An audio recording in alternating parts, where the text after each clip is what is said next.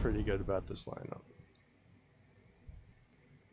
It's funny how you can feel good about a lineup, and then sometimes you're just like, oh man, this isn't going to work Well, out I'll well. tell you, like it's some days, like boom, I feel like so on point with this game, like where I'm like I instantly know what I want to do.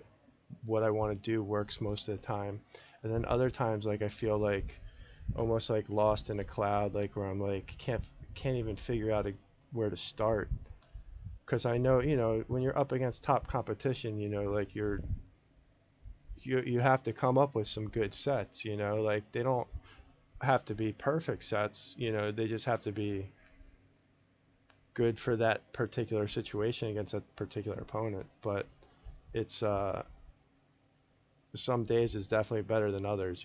Some days you definitely, yeah, I can feel like I'm a lot more on point. I mean, it's the same with poker. Like I feel like some days with poker, I can just feel like, yeah, I mean, like regardless of the actual results, I can feel like I'm gonna crush the moments I'm playing in. Whether I win the coin flip or not or whatever. That's not necessarily what I'm talking about. It's like the making the right decisions in the moment. Because I mean, you can play bad and get lucky, but that's no good either. So, all right. Yeah. So this is not looking that hot anymore. But it feels good. It feels me okay. Well, it felt good when you were loading it. No, but I see what you're saying, and I feel like that's how it is with any sport or any game or any activity that requires like strategic thinking Hmm. in some manner. Because sometimes you're just not thinking. You're thinking about the ants in your room, or you're thinking about your girlfriend or wife or Sure, whatever. sure. I mean, yeah, I But mean, 100 sometimes percent. you're just zoned in. The more you're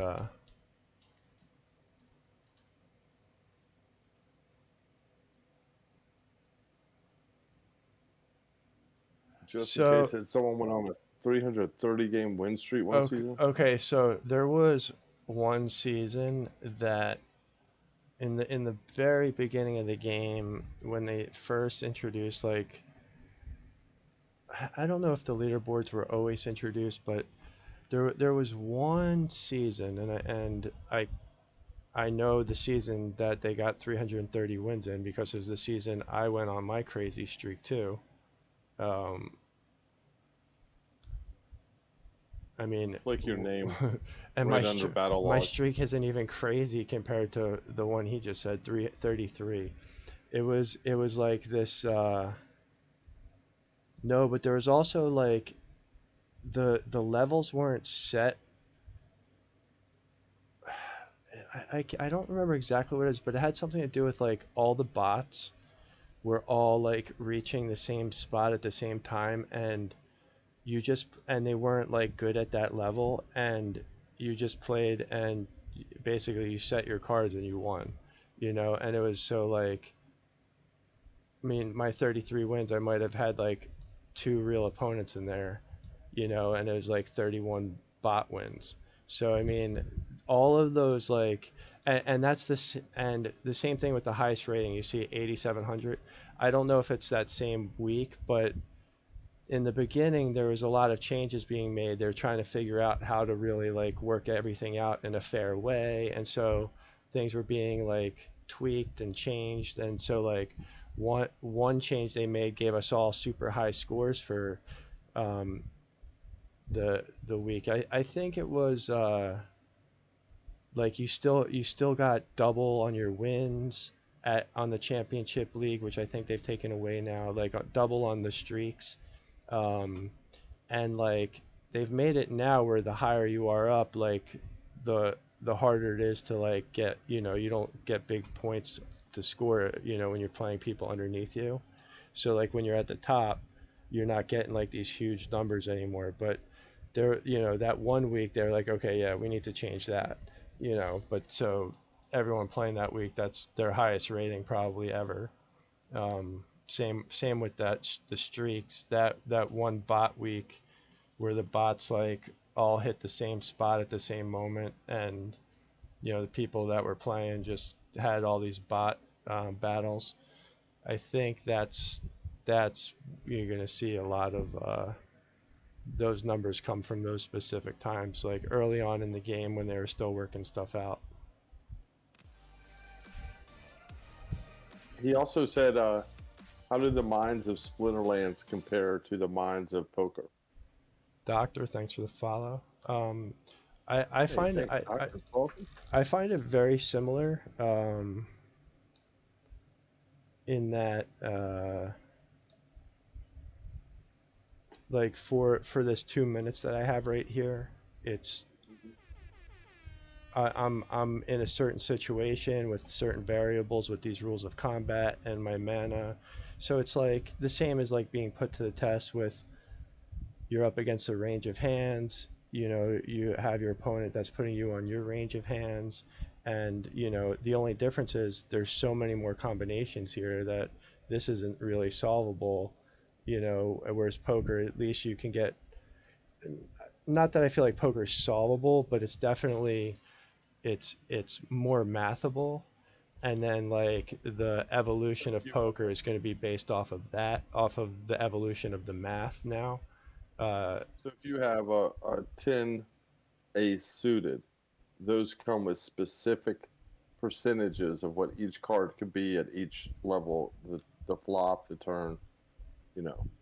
Whereas this game, you don't have those percentages. But I would say it's probably even more similar at the highest levels because when you're playing bronze and silver and even gold, you don't know the other players you're playing with.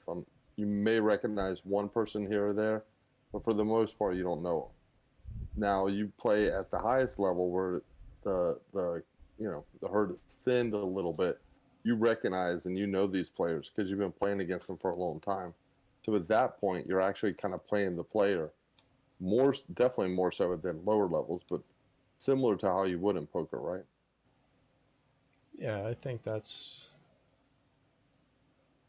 I was trying to talk the whole time while you were loading I know, but your you were good, but just to, I just wasn't listening. So then you asked no, me I came up short. when you asked me that That question at happens a the lot. end. Yo, Yeah, thanks, and guys. Flipboy says, except for poker, you can bluff your way out. In Splinterlands, a cron is a cron. No, I mean, I think it's wrong to be thinking like that. That like a cron is a cron. Like there, now maybe at the bronze There is some level, truth to it, yeah, no, maybe at like the but I bronze definitely see level where you're going. and at the silver level, like you guys have to realize those levels, you're just getting warmed up. This is a very complex game. Like these cards can combinations are very complex. So like you guys are just kind of like learning part of the game at a time, right? And just because something is like the hammer down at the bronze level, the game changes and evolves big time. And like the fresh golem might be king at bronze level, but it's hardly ever played at the top level. You know, it's the game evolves, the attributes evolve, it gets a lot more complex. So like you guys should be more focused about like learning and like thought processes than on actually solving for a particular situation at that level. Like I mean solve it to move up, you know, to solve it to work, you know, to work things out, but like focusing on like, you know, is how something might be an impossible to beat situation. Who cares? It's just like the minor league single A level of the game. You know, like you should be focused on getting as much understanding of all the characters and the attributes as possible so that you can go play double A ball, right? And then from there, then you know, now you can really start to like understand the more complexities of the game. And then when you get to the gold level, the same thing. And then at the diamond level, the game really opens up because that's the level of max cards, max attributes, max summoners, and that's where you should be like spending a lot of energy trying to solve for stuff. You know, like wasting a lot of time and energy to solve for stuff that doesn't even happen in double A ball. When you're in single A ball, it Right. doesn't make a lot of sense. You know, it's like, you know, it's like you're spending a lot of time with someone who pitches underhand in single A ball when you're never going to see underhand pitches at double A or above, right? Like that's just some anomaly in single A ball that they let that guy pitch underhand. So It's like like, playing with a girls' ball in basketball, as you move up. yeah, it's I mean it's yeah, exactly. It's like playing with that And 28.5 or something. to Yeah. your point, and this happened accidentally for me, but it's definitely something I want to share. I have some good cards that I use, and I can win most silver battles that I play. But what I've done lately is I'm renting those cards out. So it has forced me to play with cards I've never played with before. And in doing so, I found some cards that I like, and I'm planning on, playing a lot more of those reward cards back out. So I'm going to turn some of my good cards, take them off the rental market, but then use these new cards that I've mixed in my deck now, and I've become a better player because I took out the crutch of those really good cards at that low level. Yeah, yeah. So, um, yeah, I think you guys should be more focused on thought processes and approaches and, um, like playing around with different ideas and theories of, trying new things because there are literally millions of combinations that, like, you know, I, I think it's a mistake to like, focus. I mean, I get the need and the want to like solve something, but that's just not the place to expend that energy. Like you don't need to win 80% of your battles to be a champion. If you're a champion, if you're winning 65% of your battles at the top level, you're a champion. You know what I mean? Like you can lose a lot. Like I lose a ton, right? But I just have to win most of the time. So like, for every 5 game losing streak I have at least, a couple 5 game winning streaks. But like, um, but that's I think that's more important to focus on that. And I also think it's there's a conversation I was having earlier with Adakar, but Are you going to battle with no cards? yeah, I mean it's just like he was talking about there's no point in ever combining any cards and really that's just from like an investor standpoint or someone who's not trying to move past bronze level standpoint, right? Like if you're just looking to safely make a few dollars, okay, that might be the right thing, but if you're looking to actually like play the game, if you're looking to build your collection, if you're looking to move up the ladder, you need to build a collection. You need to like build a skill set and skill levels and play. It's like if you're a poker player, a higher stakes poker player, like you don't go and play low limit poker just to make a few dollars because you'll pick up bad habits there. You're not thinking about the game on like that meta level that you need to be thinking about the game on. Um, and so that's all I'm trying to point out is that I think like there's a lot of opportunities for growth, not focusing on specifically solving stuff at that level. And one thing that I do when I combine cards is I keep the singles single until I have enough, and then when I have enough, I combine. So, so just in case something pops in the market, I can make a couple bucks. I'll sell a single, wait a week, and then get another one lower, so I can level it up. But this is a long grind game. I mean, you play this, you earn your chests and rewards, and after a couple years or months, depending on how much you play, I hate this set, by you the can way. I'm not you can happy have with this set. a lot of value in your cards, and it's all free if you just play. And that's what's really brilliant about the Hive blockchain. Feel better about the set now. It'd be nice to win this one. Speaking about win, we'll pick a winner out of the queue, spin the wheel. Uh-oh, get in! Exclamation join.